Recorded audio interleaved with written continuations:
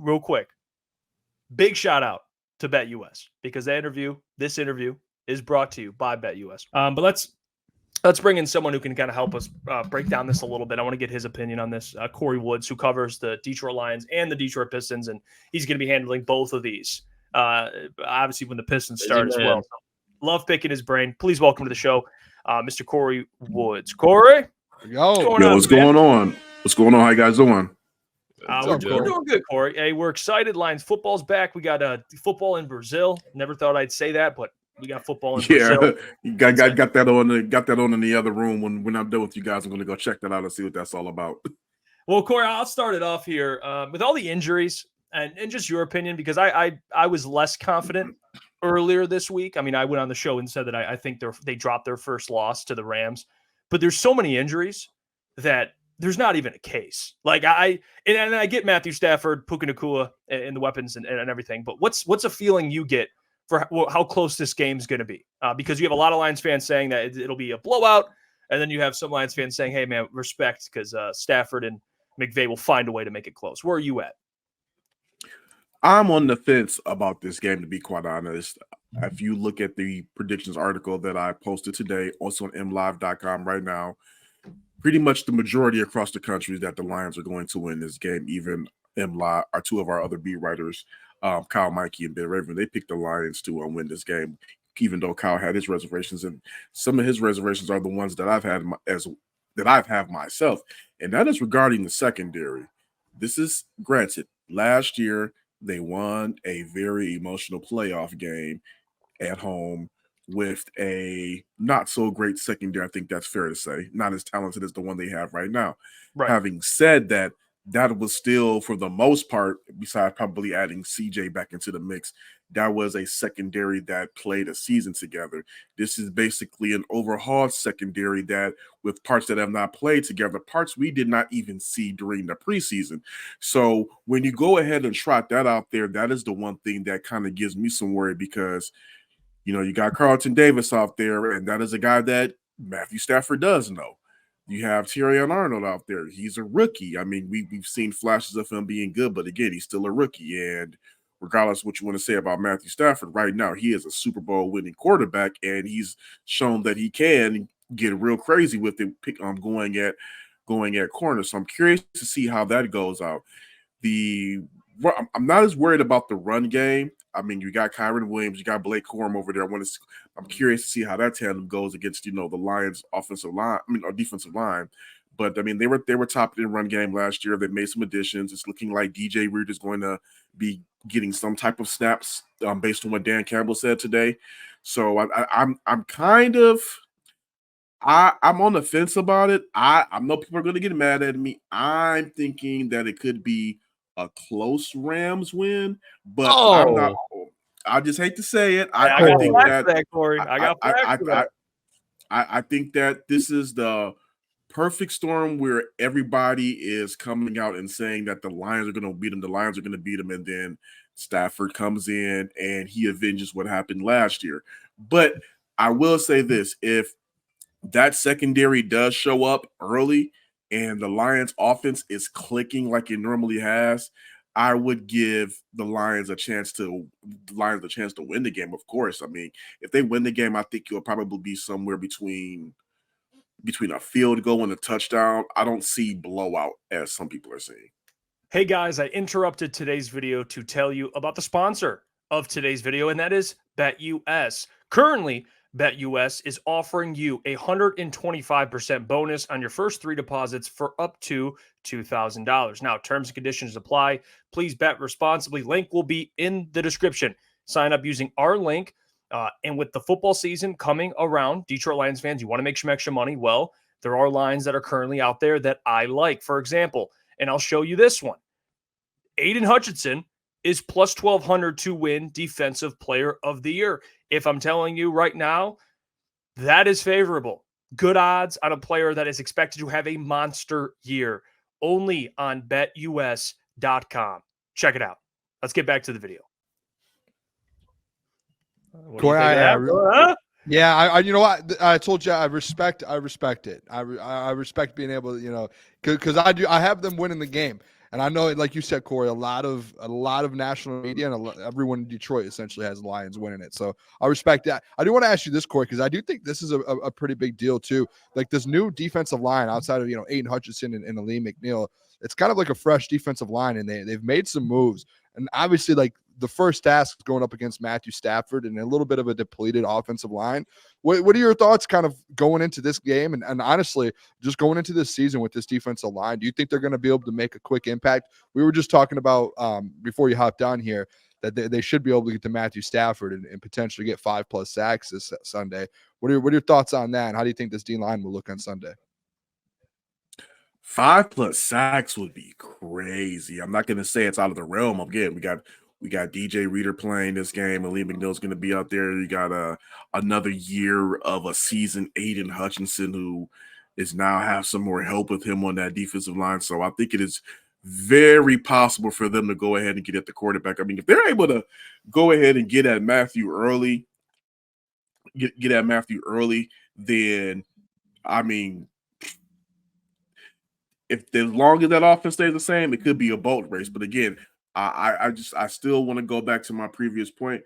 I think everything really hinges on that secondary. But out the gate, I think the defensive line, as long as Reader shows that he can go ahead and move well, which Dan Campbell said he's looking to be pretty good, I think the defensive line will be strong to come out the gate, because they were already a good unit before. Again, they were like top 5, top 3 against the run last season. Now you're adding a guy like that into the mix. I think it's only going to help you. And again, you also got guys like Aleem McNeil, who's coming into another season of just being in the best shape of he can possibly be, and helping it out. So it's only going to get better. I don't see that defensive line getting worse. And something that I definitely think took or will take a little bit of a step back, Kory, is the Rams defense. And looking specifically at it, looking at those cornerbacks, Darius Williams now out, and we have the emergence of what we expect to be Jamison Williams at the wide receiver 2 spot. So week 1, it looks like there could be a lot of favorable matchups. You even look at the safety spot. They got a rookie in Cam Kitchens there. So Davis White coming off major injuries if he's a full go type of thing. What do you think we're going to see from JMO week 1 production-wise? I think JMO week 1, I think we're going to see him being used in a lot of different ways, even probably in some of the trick plays that the Lions were running in practice. I could see him being in some type of I could see them using him in some type of a Deebo Samuel type way, to be quite honest, just because of how freakishly fast he is. As far as his production for the game, give me somewhere between, let's say, 5 catches, 5 receptions for about 96 yards and a touchdown. That's what I'm going to do, somewhere around there. I love that. Hey. I mean, I'm not going to go ahead and give him. He's going to flirt with the 100-yard game, but I think he's going to be just shy of it. But I do see a JMO scoring there. I think this connection between him and Jared Goff and what they were, again, I wish they would have been able to put it out there on the, on the practice, in the preseason, just so we can kind of get a glimpse of it. But if it looks anything like it looked in practice, I think what you're going to see is improved chemistry between them, improved timing. I think that Jared Goff will be a little bit more comfortable taking some downfield shots to JMO. It looked like that chemistry was there. I've seen a couple of balls during some days in practice where Goff put it in the corner of the end zone where only Jamison Williams could go get it. And if they just keep that timing down, something that is still really not on tape like that, I think it could be a good day for him. Now going to the other side of the ball, rookie corner Terrion Arnold. It's his debut, and he's kind of getting thrown into the fire. One of the best wide receiver cores in the NFL, one of the best wide receiver duos. What is a fair expectation for him? He's human. We understand that's his first NFL game. He's going to make mistakes, and Aaron Glenn kind of talked about that. But what are fair expectations for the rookie corner week 1 to you? And again, that's pretty much why I said why I go with the close Rams victory, because I'm just worried about him out the gate going against Matthew Stafford in this situation. Right. That's really it. I'm more worried about the experience of Matthew Stafford not only playing in that building, but coming in there and playing for something. I mean, it's revenge mode for this guy going up against a corner that's inexperienced at this level. But I think to answer your question, I think a fair expectation for Terrion Arnold is to not get a mixtape made on you. I mean, with no disrespect, don't have a appearance. I'm not even going to say the guy's name, but because I don't want to, you can kind of figure it out. But don't have the appearance of a former number 3 overall cornerback that was taken here before. Yep. Same Just name go as me. out there. I said it yesterday, Kory. I said yesterday, I said the name, so you're all good. Okay, yeah. Just don't have that type of day one performance, and I think you will be okay. I think fans will be able to understand that, hey, this is a new level for him. But play solid football. Don't make any stupid penalties, and just know where you're supposed to be. I think that should be the biggest expectation for him. If he makes any type of plays, if he comes out and has a Brian Branch type day when he did against the Chiefs, I mean, my God, that's great. But I mean, that's also a lot to ask for, because I mean, even with the type of play we saw from Brian Branch in that first game, everybody knew Brian Branch had talent. He went to Alabama. He was, they drafted him still fairly high for a reason. But to expect Terrion Arnold to go out there and have that performance that Branch had against the Patrick Mahomes and the Chiefs, I think that's asking a lot. But if he does it, hey, more power to him. Ooh. Right. Kory, I want to bring up we saw David Montgomery throughout the whole offseason. He kept saying, and something that's kind of sticks with me with D-Mont is that he just keeps saying how people just keep overlooking him his whole career. And it does feel like a little bit where that D-Mont, and I've said it before, I think D-Mont's top 15 in the NFL at his position. And you have Jahmyr Gibbs there. What does it look like for you, that running back room split? Because it's just an interesting thing. You have Jahmyr Gibbs, who's supposed to take a big step forward, but just still having that D-Mont there, like probably to be out there to start the game. How do you see that split going with Ben Johnson in this offense? I'm going to look in this camera. I got to get serious now. I'm going to take my glasses off. Oh, here we go.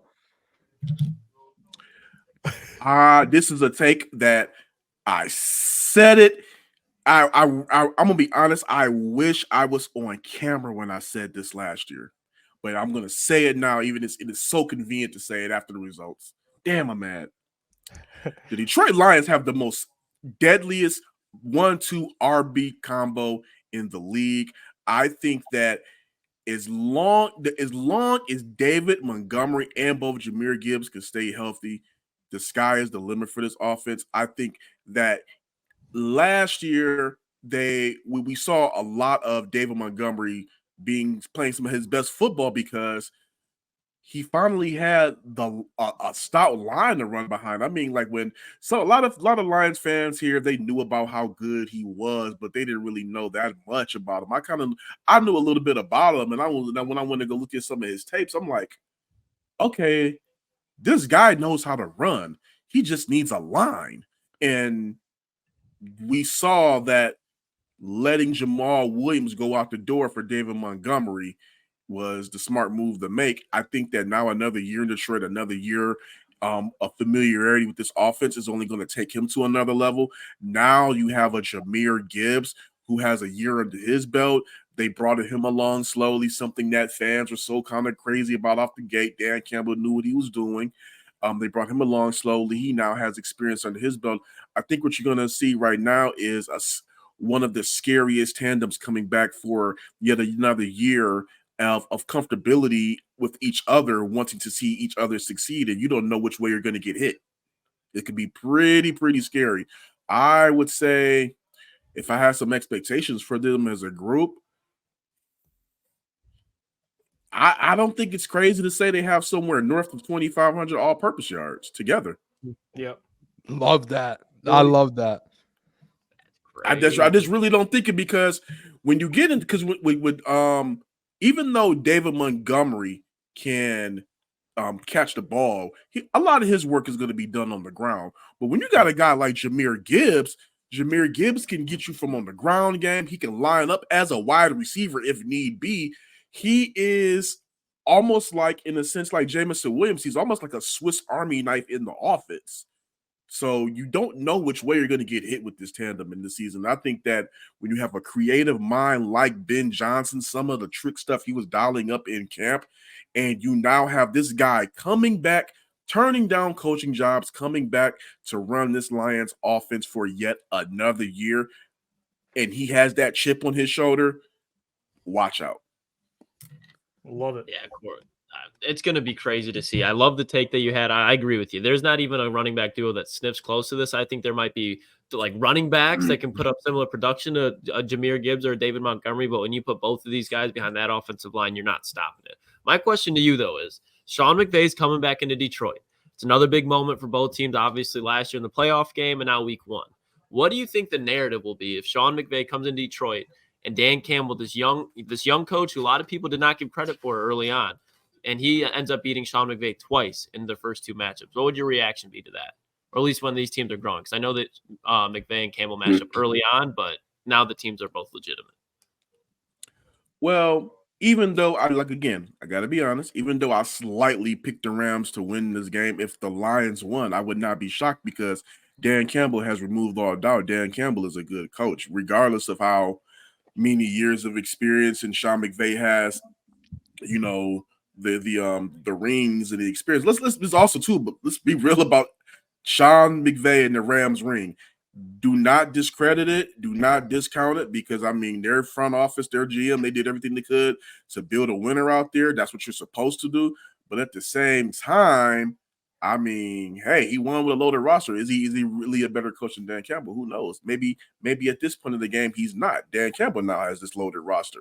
So I'm curious to see what's going to happen out there. I think that if Campbell and the Lions go ahead and take that victory, I think it just means that Dan Campbell is once again proving that he's a good coach and his teams, that he's capable of leading teams into battle and wins over a good team. This guy has changed the culture of this franchise when people were trying to make him a meme from day one.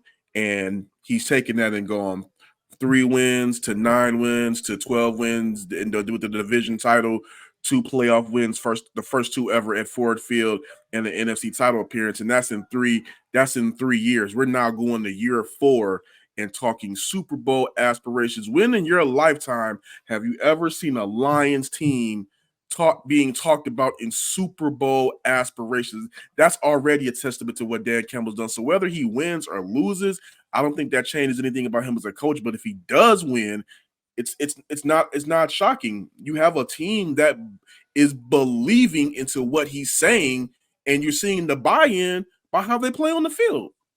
Mm-hmm. No question. Good stuff, Kory. We appreciate you. Again, as always, joining the program. Don't forget, this interview is sponsored by BetUS. Kory, we'll talk to you soon. Good luck with everything you're doing. I know Pistons are firing back up, so you'll be kind of juggling both. Keep up the great work. Ooh, keep me in. Yeah, but let's talk about keep that blood pressure. Keep that blood pressure under control now. It's gonna be a long season. I'm just saying. All right, see you. Appreciate you, Kory. Okay, Kory. We'll see you.